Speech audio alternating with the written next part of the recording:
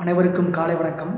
இன்னைக்கு தமிழக நூலகத்துறை முன்னோடி வே தில்லைநாயகம் ஜூன் 10 திங்கட்கிழமை பிறந்திருக்கிறார்.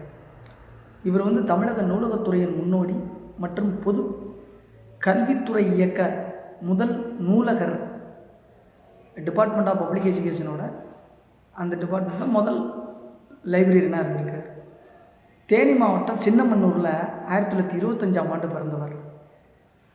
தந்தை ஆசிரியர். கருங்கட்டான் குளம் நடுநிலைப்பள்ளி மற்றும் உத்தமபாளையம் மாவட்ட கழக உயர்நிலைப்பள்ளியில் படிக்கிறார்.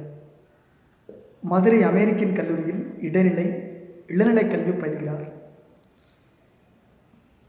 சென்னை பல்கலைக்கழகத்தில் நூலக அறிவியல், நாக்பூர் பல்கலைக்கழகத்தில் பொருளியல், மதுரை தியாகராஜர் கல்லூரியில் கல்வி இளங்கலை